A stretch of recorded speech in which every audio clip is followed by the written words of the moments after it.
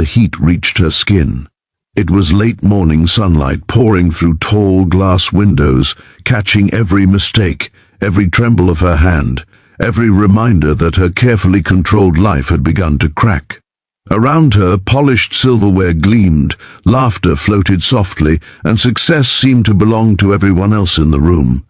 She did not notice the man who rushed forward with a towel at first, only the quiet steadiness of hands moving with purpose, not panic. That was how she met him, in a moment when she felt small, exposed, and deeply tired of pretending she was fine. Before the story unfolds further, if you believe kindness deserves second chances and quiet strength deserves to be seen, please take a moment to like this video, share it with someone who needs hope today, comment your thoughts, and subscribe to our channel Touch of Kindness. Your support helps stories like this reach hearts that need them most. Elara had built her life on precision and control. At 36, she was known for her efficiency, her polished appearance, and her relentless work ethic. Her mornings began early, her schedules ran tight, and her emotions stayed neatly tucked away behind professional smiles. The upscale restaurant where she sat that morning was part of a hotel she was evaluating for a corporate partnership, another task on an already overflowing list. She believed success came from never needing help, never slowing down, and never trusting softness. That belief had cost her relationships, rest, and peace, but she wore it like armor. The man who helped her clean the spill moved with a calm that felt out of place in such a frantic world. His name tag read Cale Mercer, and his uniform was simple, crisp, and unremarkable. He apologized for the inconvenience even though it was not his fault, and when he left he did so quietly, without lingering or fishing for gratitude. Elara barely registered his face beyond noticing tired eyes and a gentleness that did not belong to someone working double shifts. To her, he was just another waiter, another background figure in a life that rarely slowed down enough to truly see people. Over the next few days, Elara found herself returning to the hotel more often than necessary. Meetings stretched into lunch, lunch into late afternoon coffee, and somehow Cale was always nearby, refilling water glasses, clearing plates, offering polite nods. She began to notice small things she had trained herself to ignore in others. The way he checked his phone briefly during breaks, not with distraction but with concern. The way he packed leftovers carefully, as if each meal mattered.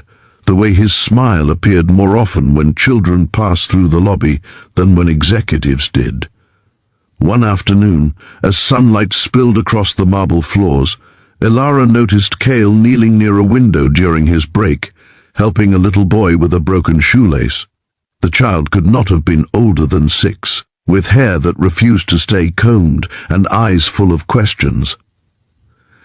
Cale's posture softened completely, the exhaustion lifting from his shoulders as if this small task was the most important thing in the world. Elara felt something tighten in her chest, an unfamiliar ache that had nothing to do with stress and everything to do with longing.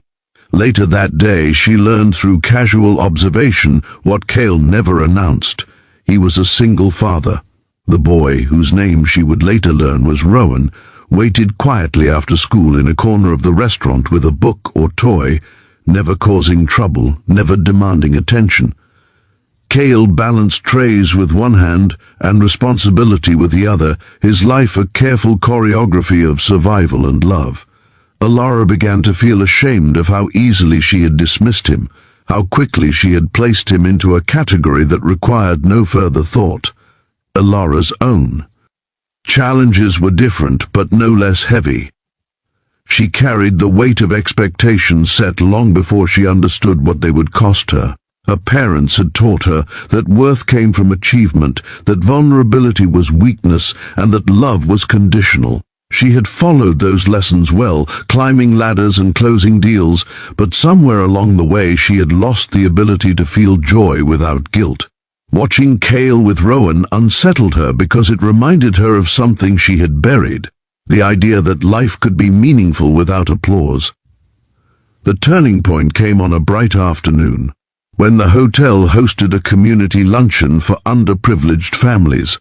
Elara had no obligation to attend, but something pulled her there. She watched from the edge of the room as Cale moved with quiet authority, coordinating volunteers, calming nervous children, and ensuring everyone felt welcome.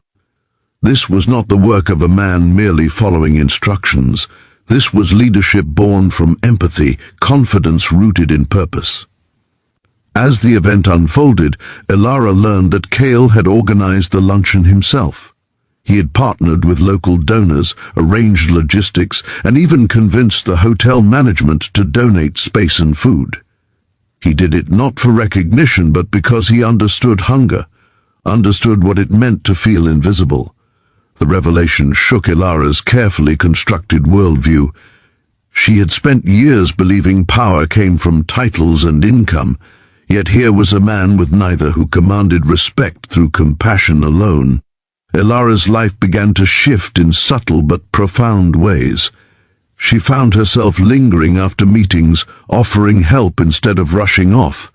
She listened more, spoke less, and questioned the values she had never dared to challenge. Cale never treated her differently once he realized she was not just another guest. He remained kind, reserved, and focused on his responsibilities, never assuming importance, never seeking validation. That humility forced Elara to confront her own need for control and recognition. One day, during a sunlit afternoon when the city seemed to breathe easier, Elara discovered the truth that would change everything. Through a conversation with hotel management, she learned that Cale was not just a waiter. He held a degree in non-profit management, had once led a successful community initiative, and had stepped away from his career after losing his partner and becoming the sole caregiver to his son. Life had narrowed his options, not his abilities. He worked here because it allowed flexible hours, because it kept food on the table, because it kept his family together. The realization hit Elara harder than any professional setback ever had. She saw herself reflected in the contrast between them. She had sacrificed connection for success, while Cale had sacrificed status for love. Neither path was easy, but one felt undeniably richer. Elara began to understand that strength did not always announce itself loudly.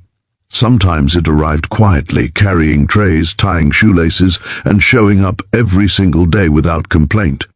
As weeks passed, Elara made a decision that would have once terrified her. She proposed a partnership that redirected corporate resources toward community programs, placing Cale at the center as a consultant and coordinator. It was a risk, one that challenged traditional metrics of success, but it felt right. For the first time in years, Elara acted not from fear of failure, but from faith in goodness. The day the program launched, sunlight filled the room just as it had the day they met.